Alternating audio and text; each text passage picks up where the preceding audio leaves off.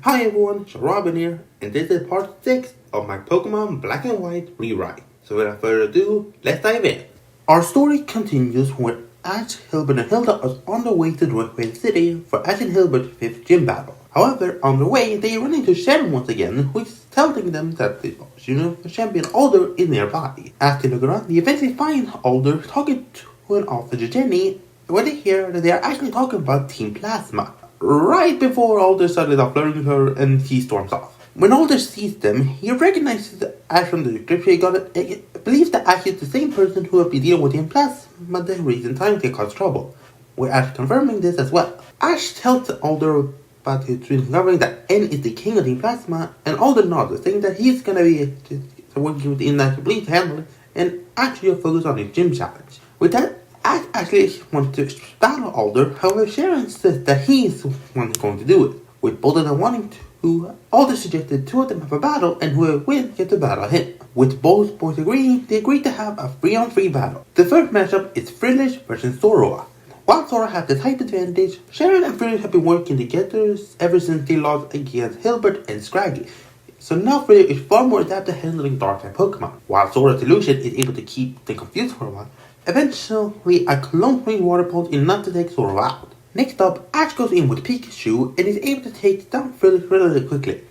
Next, Sharon sends in second Pokemon, Boldore, and while Sharon expects Boldore to be able to take any of Pikachu's attack, Pikachu's electric attack is too powerful and a powerful Iron Hit is enough to take Boldore out. And with that, Sharon sends in his final Pokemon, Superior, revealing his Servine has fully evolved. The battle between the two is intense. While Pikachu does his best, it unfortunately gets knocked out, meaning now it's down to a 1-on-1. However, Ash refuses to give up, and as for his final Pokemon, he goes in with Snivy, surprising Sharon and Alder by using the first stage to battle the final stage.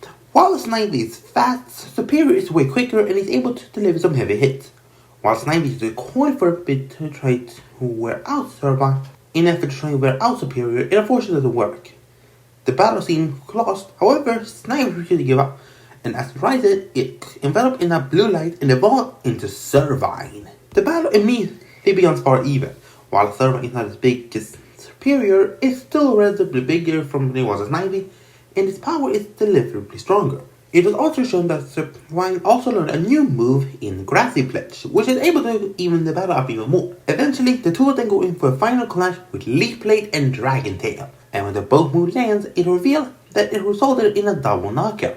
While both Ash and Sharon are disappointed they won't be able to battle Alder gives them both good advice that they should keep training and one day they'll be able to reach him at the top. The both boys agreed, and eventually the gang continues on their journey. As our heroes continue to wandering, eventually they come into contact with the Solosis, who seem to be performing some sort of dance routine. This inspires Hilda, who wishes to battle and catch it. However, before she can attempt that, a voice started ringing out and Solosis flees. Revealed to be another trainer who had been injured in catching the same Solosis, thinking it will be suiting her far better than Hilda. The girls get into an argument, and eventually it becomes a race between the two to who can find Solosis first. Eventually Hilda finds it, and not wasting time, she sends in Volibite in order to battle it. Because of its type advantage, it's able to free Solosis, and eventually it's now with Hilda to capture it. When Ash and Hilbert catch up to her, she reveals that she had caught Solosis with the boy congratulated her on. However, just then, the girl from before shows up and demanding that Hilda hand over Solosis, but when Hilda refuses, the woman challenges her to a battle. Agreeing to it, it eventually becomes a battle between Gothita and Solosis. But in the end, Solosis is able to win, and the lady just rides up in fury. And with that, Hilda has now obtained her 6th Pokemon, and the journey continues onward to Driftveil City. As the gang eventually gets to Driftveil City, the two of them immediately head toward the gym in order to challenge the gym leader to a battle. Once they get there, they run into the Driftveil City gym leader's Clay. However, he explained that his schedule is very busy for the following days, and he might only be able to battle just one of them. Then, seeing this, Ash tells Hilbert that he can go first, seeing that he hasn't battled first in a gym battle in a while. So with that, they all make it down to the battlefield, and the battle between Clay and Hilbert begins. It's a 3-on-3, and the first matchup is Krokorok versus Pignite. While Pignite and Hilbert's relationship is not as it used to be when it was a Tepig, it's definitely improved, and that allows them to get the upper hand and eventually take down Krokorok. Next is Palpitoad, and unfortunately this is the point where Palpitoad's type advantage is just too much and Piggy Knight falls. Hilbert thanks Piggy Knight for a job well done and next in Rashana. Using a combination of confusion and sleep, is able to quickly disarm Palpito without much trouble. This infuriates Clay, the same that a boy like him should just attack like a man. With that, he sent an Excadrill who could easily disarm Rashana quickly. And with that, Hilbert going for his final Pokemon, Tortuga. Unfortunately, not be able to move fast, unfortunately it's forced to take all of Excadrill's attack.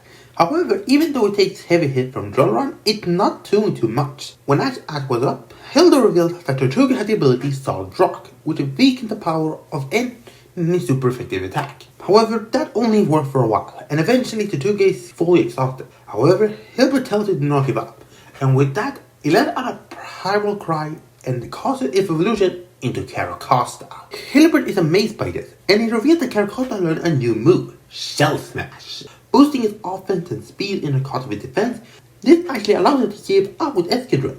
Eventually, it comes down to one last crash between Aqua Jet and Drill Rod, and in the end, Carracosta wins, meaning Hilbert gets his 5th gym badge. While Clay says he enjoyed the battle, he has to get back to his business now, and he won't be able to battle Ash for a couple of days. Ash understands that and decides to take the rest of the time to start some training.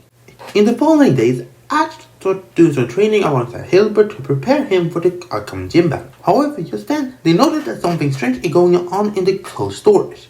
As they head there, they actually see a bunch of strange of people with the Team Plasma logo, revealing that to be members of Team Plasma. However, their different outfits is confusing them. Nevertheless, they fall in and realize that Team Plasma is apparently plundering the crates. This is quite different from the usual goal, as they are attempting to liberate Pokemon, but this just seems like straight up criminal activity. When they're going to notice them, they immediately go on the offensive, as Ash, Hilbert, and Hilda immediately defend themselves in order to take them down. Hilbert and Hilda pretty much handle majority grunts. In the meantime, Ash goes further and he encounters a few grunts which can easily take down. However, eventually he then runs into a strange man in a lab coat. The man reveals him to be Colress, being Team Plasma's main scientist. I ask what you're doing here and how the heck this is involving liberating Pokemon. However, Colress just laughs, saying that Ash doesn't truly realize what's happening in the world, but telling him not to worry that he eventually is going to learn. Without warning, Colress sends in his Klinklang and Ash going for Pikachu, and the battle between the two begins. Colress' battle style is pretty much that of a scientist, accurate and calculated, but also fearsome and brutal. However, Ash's unpredictable battle is able to confuse Colress long enough for Pikachu delivering a powerful Thunderbolt, was able to take down Klinklang. Eventually, all the grunts have been defeated, and Colress immediately calls on a retreat. When Ash meets up with Hilbert and Hilda again, they talk about how weird it is that Team Plasma not only dressed differently this time, but also that they did something different, rather than just being straight up criminals. This just raises more questions than the answer, since Ed doesn't seem like the guy to involve himself in criminals like this, but they're not sure what truly goes on. Eventually, our trio return to the gym as Ash attempts to challenge Clay to a gym battle this time. However, Clay said that he doesn't have time for that because of a bunch of he needs not been delivered yet. Basically, this is the episode where Ash and the game run into the force of nature as they are being attacked by Team Rocket.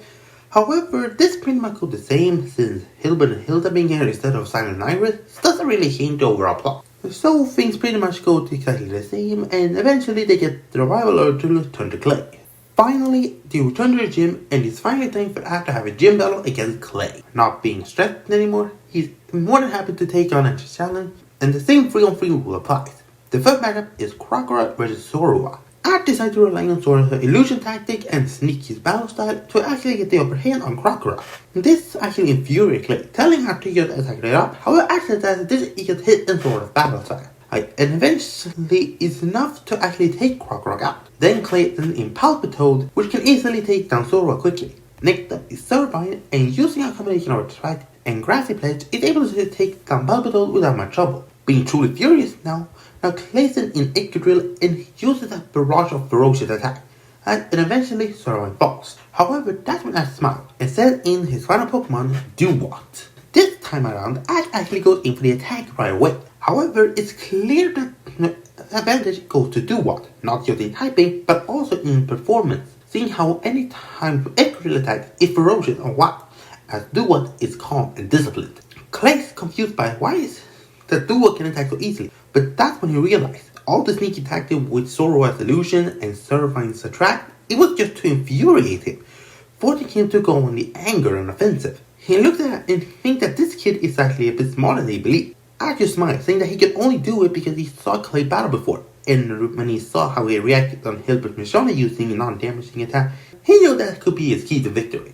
Eventually it comes down to a collision between Rock Smash and Razor Shell, and in the end, Duwat is the winner. Clay goes up and gives the badge, saying that he is impressive, but he shouldn't just rely on those tricky battles like forever, but not to give up on what kind of trainer he is as well. With that, the gang decides to leave Driftwell and heading on toward the next challenge. However, far away in a mysterious location, we see N talking to Getz and asks Getz about this report about Team Plasma doing criminal activities, although he specifically ordered him that they were not to commit any crimes. Getz simply tells him that they are mere rumors, merely petty thugs who use the Team Plasma name in order to justify their goals, and telling N not to worry. N notices that and to immediately go back to what he was doing before. However, he doesn't notice that Getz is right behind him, just smirking. And that will be all for today. Thank you so much for watching. Like and subscribe if you like this. And I'll see you all in part 7. Bye!